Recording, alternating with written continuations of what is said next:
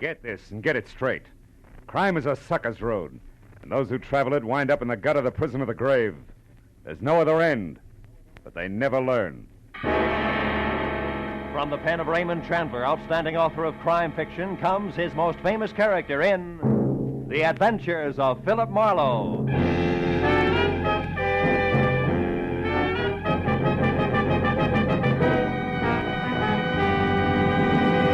Now, with Gerald Moore, starred as Philip Marlowe, we bring you tonight's exciting story, The Uneasy Head.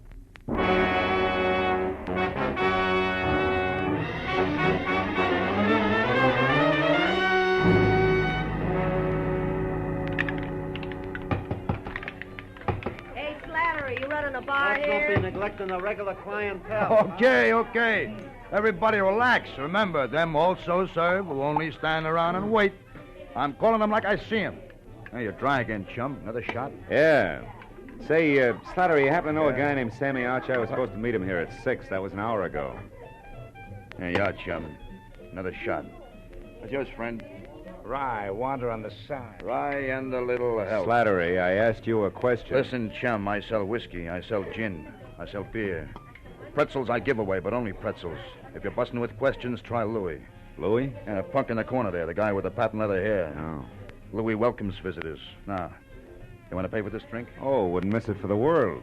Mind it for me, will you? Hey, round boy, I'm going to forget I'm a lady. Your name Louis? That's me. Slattery tells me you might have some information I want. Could be. What race? Don't want any dope on ponies, Louis. I'm looking for a guy. A guy like who? Archer. Sammy Archer. Do you know him? No. What's the matter? You welch on a bet? No. Well, thanks anyway, Louis. I got something good at Beaumont if you... Check. Here twice. Bourbon once around. Coming up now. No luck, huh, chum? I thought maybe Louis could help you. He knows everyone in town. Yeah? Well, here's the Sammy Archer, a guy I never met. Well, so long, chum. Yeah. Don't go away mad, huh? Oh, not a chance, Slattery. After all, you... Hey, what kind of scotch was that? Tastes like boiled cabbage heads. Slattery, what did you... I drink it was dope. Are you no good, two-timing?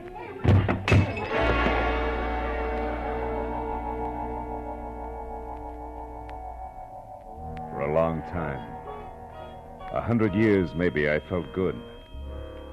The temple was beautiful. Chinese beautiful. Everywhere lacquered woodwork that had the deep bottomless luster of a pigeon blood ruby, and 1,000 shelves filled with 10,000 smiling ivory Buddhas, and a lovely streamlined dancing girl, beaming in a white silk mandarin robe waiting my pleasure. But then suddenly the 100 years ran out. The lacquered woodwork was a bar, the Buddha's lines of whiskey bottles, a white silk mandarin gown and apron, the lovely dancing girl, Slattery.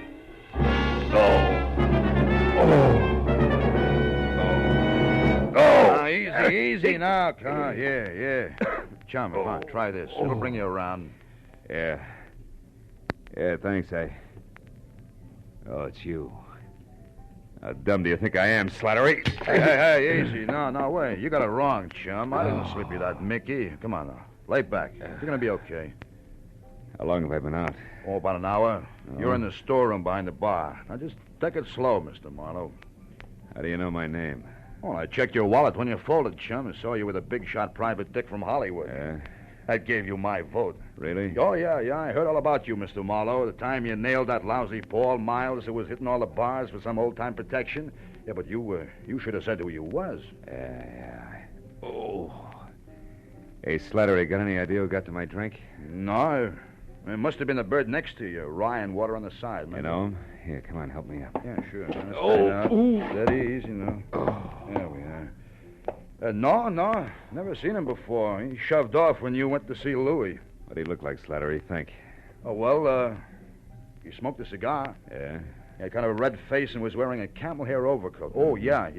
He was nervous. He kept playing with a book of matches. He tore them out one at a time, and then he bent them up. See? Bent him up, huh? Yeah. You don't know his name, where he hangs out? No, zero chum, except that Louis heard him ask someone about how to get to Palm Springs. But, Mr. Marlowe, I do know about Sammy Archer. You do? Yeah, I didn't want to talk up before Mr. Marlowe because I didn't know you. Slattery, where can I find Archer? Well, you ain't putting him on the spot for someone, eh? No, nothing like that. He called my office today, said he had some kind of a business deal with a guy he didn't trust. Wanted me to meet him here at the bar, get the details, and play bodyguard. Now, come on, tell me, Slattery, who is Archer? Where can I find him? Hey, he's a second-story man, Mr. Marlowe. He's a... You mean that... Yeah, he knocks off fancy places. Beverly Hills most of the time. He's strictly a prowler. Oh, fine. Well, you could probably tag him over at 31 West Grand. He's got a basement apartment there. But, look, you ain't gonna be careless about the dope I gave out, are you now? Don't worry. I'm not gonna work for him, Slattery. I still handpick my clients. Well, then, why are you going there? For a lead, Slattery. A lead on a nervous guy in a camel hair coat. You see, I also handpick my enemies.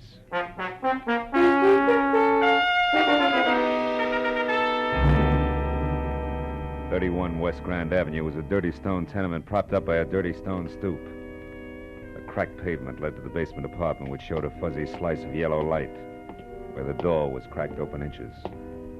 So when I knocked, I was ready for almost anything, just as long as it was on the see-me side. But I didn't expect it to come from overhead. You're wasting your time, big boy. When Sammy leaves his door open, you shouldn't bother knocking. You mean he's out? No, I mean he's in. And he's got the blind staggers. I know. I heard him falling over the furniture. But go ahead. See for yourself. If you'll pardon appearances.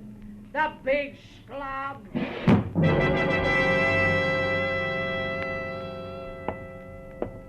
The lady was right. A tinny radio led me to the basement room, where I found the two scarred wicker chairs and the single end table on hand turned over. Drawers open and overflowing pieces of discarded clothing everywhere. And in the middle of all that, sprawled along the edge of a threadbare couch that was weak in the springs, Sammy Archer. He was facing me, eyes closed, and wearing a faded blue bathrobe 2 sizes too big for him. And next to one hand that rested on the floor was an empty gin bottle sitting on a clipping torn out of a fashion magazine.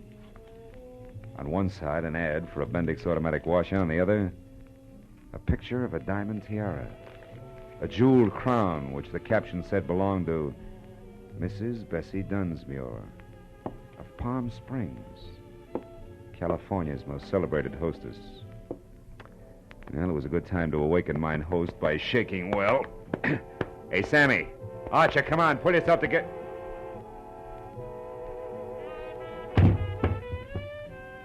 I should have known better. You can't wake a dead man by shaking him, especially when he's got a knife buried in the middle of his back.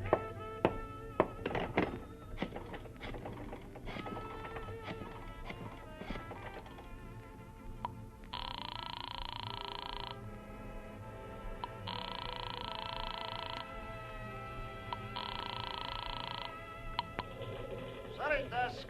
Remini speaking. Phil Marlowe, Remini. Hiya, Phil. Tribune got time for a few questions? Oh, we're up to our ears with the Dunsmuir story. What do you got, Phil? Beauty, beast, or traffic accident? Skinny guy with a golf ball complexion and the name Sammy Archer. Ever hear of him? Sure, a 2-time loser out of Joliet. Jewelry. Team with a fence named Christy Roach. Roach, huh? Say, tell me, Tony, what is he... Hey, wait a minute, Remini. What did you just say about Dunsmuir? Huh? Oh, that. Didn't you catch PM sheets? No. Someone got away with a precious tiara last night. Was insured for $100,000. They tag anyone for it? Not yet, but they're working on it. Seems that a gardener left her Palm Springs lash up the same time as a crown of diamonds. Gardner, huh? Yeah, was working under a phony name. Well, this Christy Roach, what's he look like? Oh, big red face, wears a cigar front and center. Thanks. Now I'm really getting someplace. That means what, Phil? 2 feet from the corpse, Remini, there's a textbook on gardening. Corpse? What corpse? Hey, where are you, Marlowe? 31 West Grand Avenue, where somebody stabbed Sammy Archer to death. Now listen, Remini, if you sit on this a while, I think I may be able to wrap it all up for you after a quick trip to Palm Springs. Why not use us or the law? What's your angle, Phil? A very personal one, kid. Like what? Like a Mickey that shredded the lining of my stomach. I don't like that kind of treatment. It's bad for the ego. Yeah, I'll call you later. Goodbye.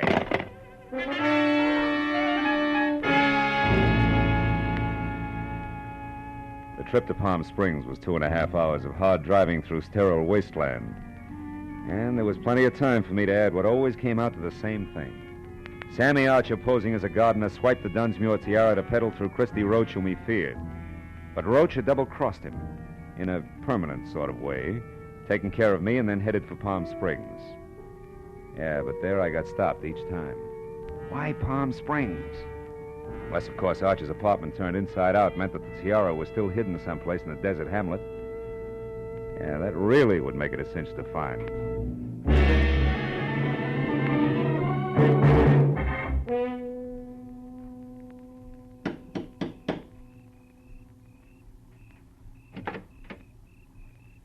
Yes, sir. I'd like to see Mrs. Bessie Dunsmuir, please. My name is Philip Marlowe. Police or gentlemen of the press are no longer welcome. Good evening, sir. Steady, Jeeves. I have information about the tiara. Now tell that to your mistress, or you'll only be able to look down that long nose through one eye. This way, sir, if you please.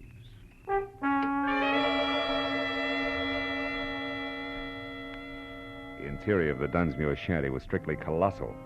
From a foyer the size and shape of the Union Station to a plush, leather-lined den that was about as cozy as a parking lot.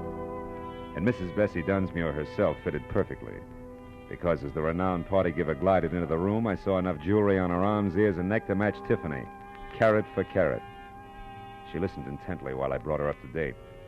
After that, she ushered me into an uncomfortable chair, rang for Long Nose, and then asked a sensible question.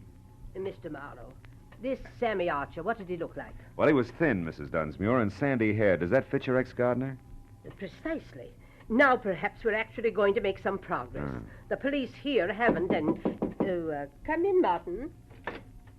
Oh, a liqueur, Mr. Marlowe? Oh, no, thanks. No. Thank you, Martin. Mrs. Dunsmuir, Yes. Did you ever notice a red-faced man who smoked cigars hanging around talking to Archer, perhaps? No, I never did. Did you, Martin? No, madam, I don't believe I did. Excuse me, madam. Yes. Good evening, Dunsmuir residence.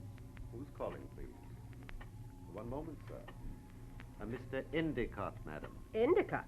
I don't seem to know any Endicott. Hello? I'm sorry, Mr. Endicott, but I don't seem to recollect... what? You... Well... Yes.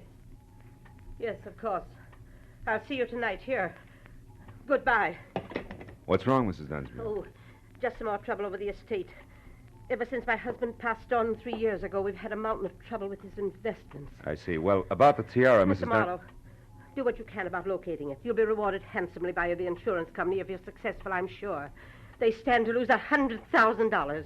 Yeah, but Now, can't you tell me anything about Archer? I'm afraid not. I don't believe I ever said more than 2 words to him. Now, excuse me, Mr. Marlowe, and thank you for your interest. Martin, Madam. please show the gentleman out.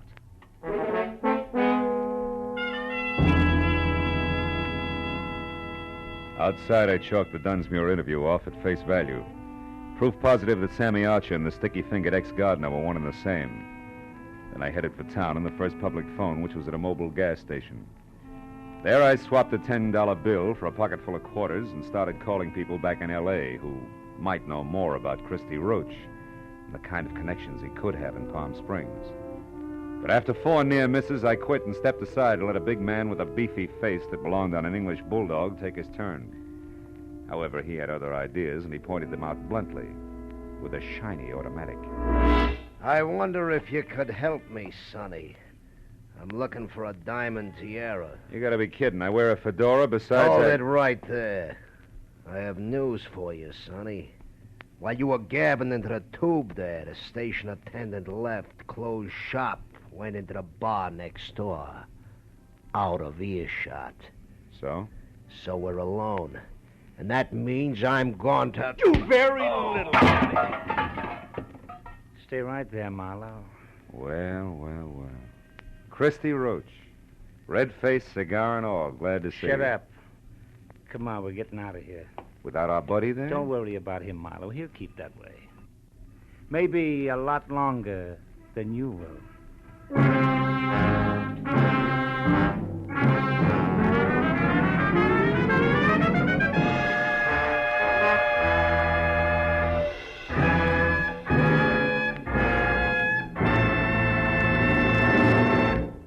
In just a moment, the second act of Philip Marlowe. But first, Every Wednesday night, CBS, the network of the stars, brings you Groucho Marx in his dizzy quiz, You Bet Your Life. To hear You Bet Your Life starring Groucho Marx this Wednesday night on most of these same CBS stations, as well as Dr. Christian and that bright new musical show, The ABCs of Music. Now with our star, Gerald Moore, the second act of Philip Marlowe, and tonight's story, The Uneasy Head.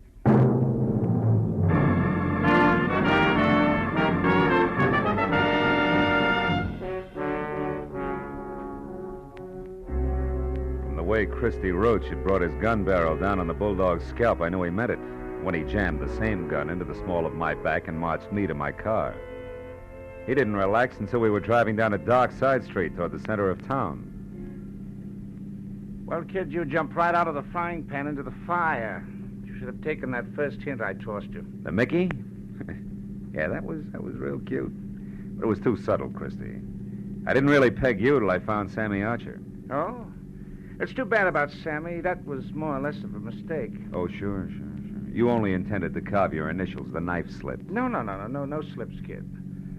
At the time, I thought Sammy had tried to pull a fast one on me, but I found out later he was just stupid. He had a great thing, and he was just too dumb to see it.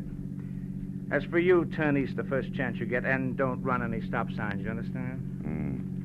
Where are we going? Oh, no place in particular, just so it's nice and quiet. You know, you don't know when to quit, Marlowe, so now you're just one of the loose ends I've got to tuck in before I clean up my business here. Take it easy on the corners. You told me to turn east the first chance I also told you to mind your manners. Busting my wrist isn't going to help my driving much. It'll be worse the next time. I've got a lot of ground to cover yet tonight, and I want it smooth. That's too bad. Because there's a bump coming up fast right now. We picked up a tail. Huh? Take a look. Cops. Yeah, cops. Call it, laughing boy. You're the skipper. Do we race them out of town, or do I pull over? Pull over. I don't know what that beef is, but play it straight, kid, because if it comes to shooting, you'll be the first to drop.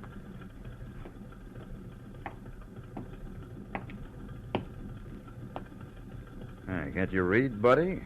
You're on a one-way street. You're telling me. Yeah, only you're going the wrong way. Yeah, I know. Well, you see, my friend... I warned you. What about him? Well, he's in a hurry, officer. I was taking him as far as the corner there. He said it was okay to come this way. I didn't. I'm a stranger here. Uh-huh. Also, you're a big boy now. You should make up your own mind. You're so right. Here, Mac, if you're in a hurry, you can go, but you better get out and walk. Thank you. Your friend here is going to be tied up for quite a spell. All right, let me see your license.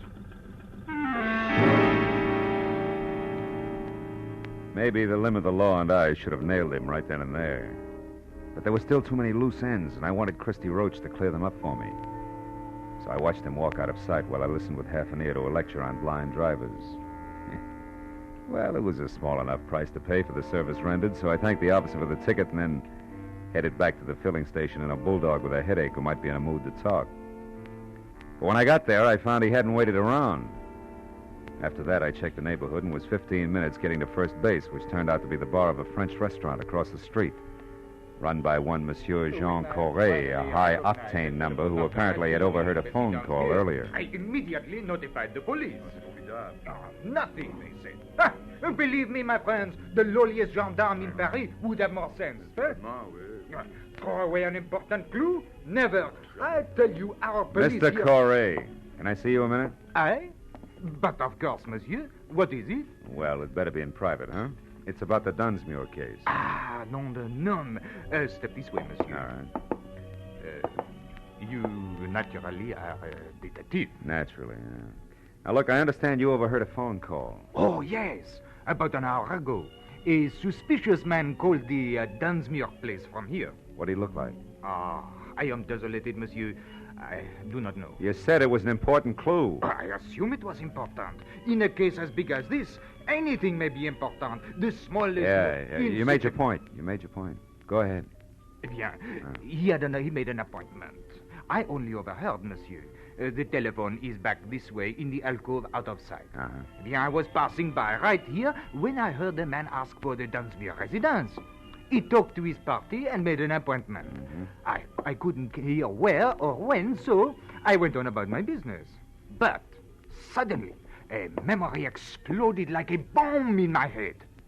Bessie Dunsmuir, the owner of the stolen tiara. I rushed like this, monsieur, to the phone. Oh, pardon, madame. But he was gone, monsieur. I called the police at once. The rest I can fill in. Now tell me something else, Mr. Corey. Did you happen to notice a man with a cut on his head around here a while ago? A cut? Yeah. Why, yes. One who looked as ugly as Satan himself. I saw such a one in the washroom. Ah, you mean you suspect? Well, not exactly, no, but he's connected. Where can I find him? Ah, you ask me, monsieur. He was sick. I tried to help him, but he refused and left. You've no idea where he went? No. But wherever it was, I'll wager he was too wobbly to get there, monsieur. All right, in that case, I better make a quick call and The telephone, certainly. Yeah. Look, Claire, Bessie Dunsmuir hasn't had a new husband for 2 whole years, Madame. my dear. I can't imagine how she keeps up that elaborate front of hers. Why, do you know You! that... what? Madame, hang up the telephone at once. I insist. Vitement. I beg your pardon. In the name of the police, monsieur is a detective. I demand you clear the line. I've paid my nickel and I... Never mind, skip it. But I would like to know about those bent matches on the floor. I don't know. What do they mean, monsieur? I better skip the call and get going fast. You've been a big help, Corey. Maybe I can get you the Croix de Guerre. The bent matches that littered the floor under the phone meant that the man who had made an appointment to meet with Bessie Dunsmuir had been the fence, Christy Roach. And to top it off, she'd lied about it. It didn't make any sense. But I added it to the rest of the question marks and made a beeline for Bessie's mansion. I parked a block away from the place, walked back, and let myself in through an iron gate at the side, and wound up in front of a car half hidden in a clump of hibiscus bushes. A man was leaning in the open door with a match in his hand, reading the registration on the steering post. It was the bulldog I'd seen first at the gas station. When he saw me, his hand dived under his jacket for a gun, but I was on him before he could get it out. Oh, my head. You're due for another dose of the same, Buster, unless I get some fast answers. The time for games is over, and even a private detective can run out of patience. You're a private dick. Yeah. I don't get it. This car here belongs to the guy who helped you. Fence. Christy Roach. And if he's inside, I got... Roach didn't help me, and you've got to do nothing till I find out about you. Who are you? Temple. Fred Temple. Hamlin Insurance Company. Oh, no. We're covering the missing tiara. Only something's haywire. An insurance investigator. Yeah, yep. I'm not gonna make it, fella. My head, you better get in there and stop. When he passed out, he sagged against me like a sack of wet wash. I stretched him out on the grass, and after one look, knew there was nothing more I could do. I went over to the house and quietly tried locked doors all the way around until I came to an open one in the butler's quarters. A bed lamp was on, so I braced myself for another meeting with Martin. When he came to the door, he was in his nightshirt. As soon as enough of his chin was showing, I swung! It was a distinct pleasure. I stepped over him and went through his rooms and on up the long hall of the main part of the house. I finally located Bessie in the leather-lined den. She was alone, but judging from the rate she was burning up the jittery cigarette in her hand, she expected trouble at any moment. Marlowe, how did you get in here? Why are you here? Just checking up on a lie, Bessie? I don't know what you're talking about. Your late date tonight. Incidentally, he's due any second now. His car is outside. On my grounds? Yeah. Surprised? What's so important about that? Now, look, you better tell me all about it, Bessie. No, get out of here. Get out. Later. Right now, this setup is so full of holes, even the truth is leaking out. First, Roach the fence, figuring Sammy Archer, the guy who swiped your tiara, was pulling a fast one. And he changed his mind and got a new angle. Second, you brushed me off because actually you're afraid of finding the tiara. And third, the insurance company that's covering your loss is suspicious. Yeah, it's screwy, but it can only add one way. Like the tiara that was stolen from here yesterday is worthless. Are you insane? It was famous, fabulous, worth a king's ransom. Yeah, the original, maybe. Not the cheap duplicate. I may be fuzzy on the details, but the big picture's easy. You dismantled the original and sold it probably quite a while ago. But not before you made a duplicate to keep up appearances so gossips wouldn't know you were going broke. Also, you kept up the insurance on it for the same reason. And the duplicate was stolen. People knew you'd been robbed, so you were forced to claim the insurance, but you knew that if the fake was recovered legally, you'd be prosecuted by the insurance company and disgraced. Sure, Christy Roach knows that, too. He's coming here for blackmail, isn't he? Why else? Come on, Bessie, you might as well... You might as well... Might as well what? What are you looking at? A cigar butt there on the floor. Oh, It's burned a hole in your rug. What happened to make Roach drop a cigar, Bessie? Where is he? I don't know what you're... Stay away from that desk. I mean it, Bessie. Next time it's for keeps. Now stay back. Where is he? In the closet there. I didn't know what else to do. You were right about the blackmail. About everything. I had to kill him. He'd have wrecked my life. Yeah. Just your way of life. That was top-heavy anyway. I guess so. But I thought I had to have it that way. Well, at least I'll give them all a big laugh on the way out. Bessie Dunsmuir's a great entertainer.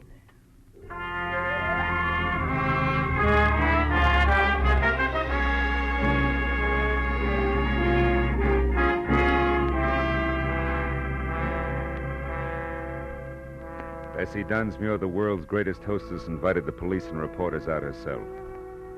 The fake tiara was found in the back of Roach's car.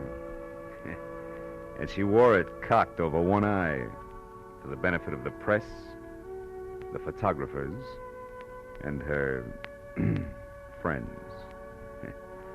By the time that party was over, it was almost dawn. Bessie was right. The papers came out and the giggles began. But Fred Temple drinking coffee under a head full of bandages didn't see much to laugh at. It's pathetic. Something awful sad there someplace, Marlowe. I agreed. Uneasy lies the head that wears a crown, even a phony one.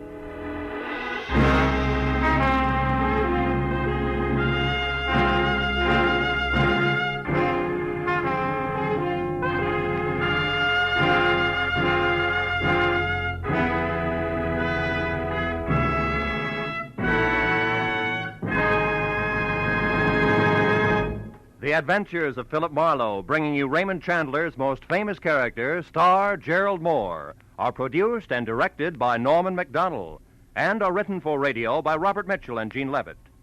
Featured in the cast were Verna Felton, Wally Mayer, Lou Krugman, Ben Wright, John Daner, Edgar Barrier, and Charlotte Lawrence. The special music is composed and conducted by Richard Orant. Now, a special announcement for Philip Marlowe fans. Next week, Philip Marlowe will be heard Wednesday night at 10 p.m. Eastern Daylight Savings Time. Be sure and be with us again next week on Wednesday evening when Philip Marlowe says... This time there was an innocent aboard, a noisy corpse and a quiet killer. But before I knew which was which, I'd mixed with all three, while going 70 miles an hour.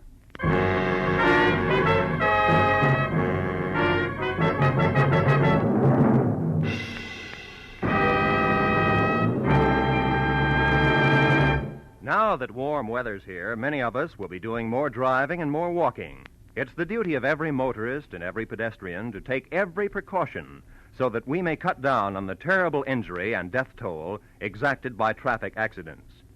These accidents don't just happen. They're man-made. Somebody causes them. Make sure that you're not responsible for a traffic accident. Walk and drive carefully. The life you save may be your own.